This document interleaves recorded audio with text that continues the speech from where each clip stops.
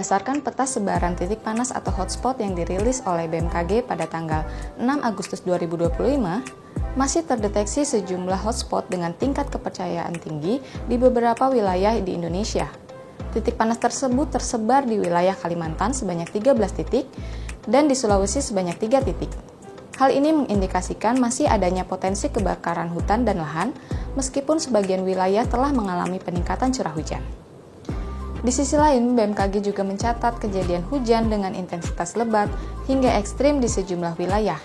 Antara lain, di Riau tercatat 122,3 mm per hari, Kepulauan Riau tercatat 99,6 mm per hari, Jambi tercatat 122,7 mm per hari, Bogor tercatat 129 mm per hari, Amahai tercatat 74,2 mm per hari, Papua Barat tercatat 121 mm per hari, dan peningkatan curah hujan ini terpantau secara signifikan di sebagian besar wilayah Sumatera, Kalimantan, Maluku, dan Papua yang mencerminkan adanya dinamika atmosfer yang mendukung pembentukan awan hujan dan aktivitas konvektif di wilayah tersebut.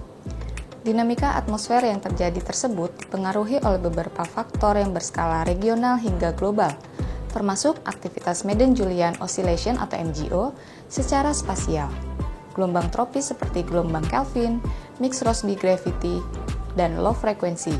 Selain itu, keberadaan sirkulasi siklonik di sekitar wilayah Indonesia turut memperkuat proses konveksi dan mendukung pertumbuhan awan hujan secara signifikan.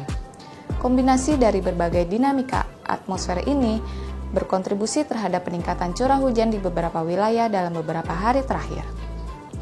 Meski musim kemarau masih berlangsung, masyarakat tetap perlu meningkatkan kewaspadaan terhadap kemungkinan munculnya cuaca ekstrim seperti hujan lebat yang disertai angin kencang.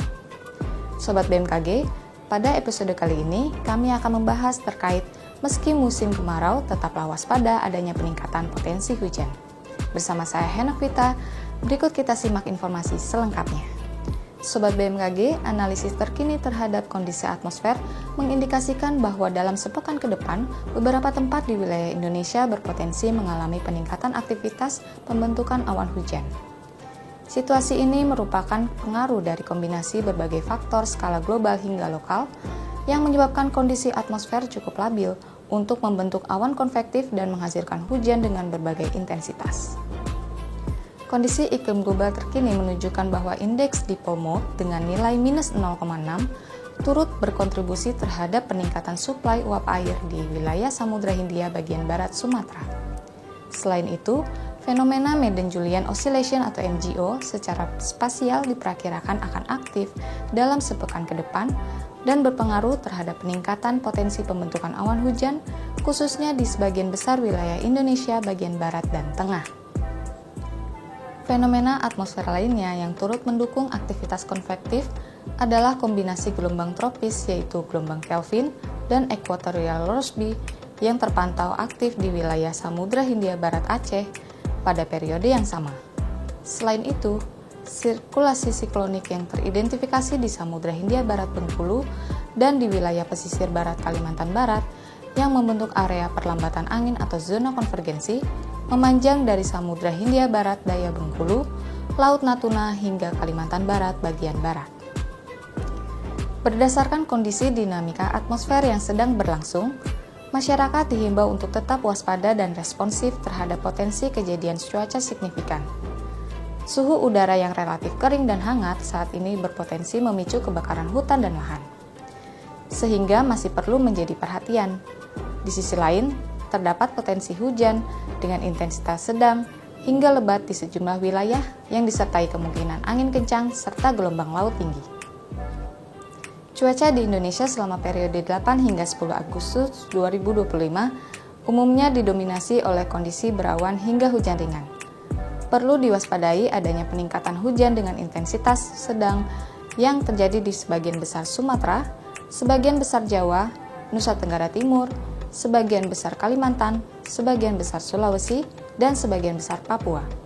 Selain itu, hujan dengan intensitas lebat yang dapat disertai kilat atau petir dan angin kencang dengan kategori tingkat peringatan dini siaga dapat terjadi di Maluku Utara dan Maluku. Kemudian terdapat potensi angin kencang di Sulawesi Tenggara, Sulawesi Selatan, Nusa Tenggara Timur, Maluku, dan Papua Selatan. Selanjutnya, cuaca di Indonesia selama periode 11 hingga 14 Agustus 2025 umumnya didominasi oleh kondisi cerah berawan hingga hujan ringan. Perlu diwaspadai adanya peningkatan hujan dengan intensitas sedang yang terjadi di sebagian besar Sumatera, sebagian besar Jawa, sebagian besar Kalimantan, sebagian Sulawesi, Maluku Utara, dan sebagian Papua. Selain itu, hujan dengan intensitas lebat yang dapat disertai kilat atau petir dan angin kencang dengan kategori tingkat peringatan dini siaga dapat terjadi di Sumatera Selatan, Jawa Tengah, Maluku, Papua Barat, Papua Pegunungan, dan Papua Selatan.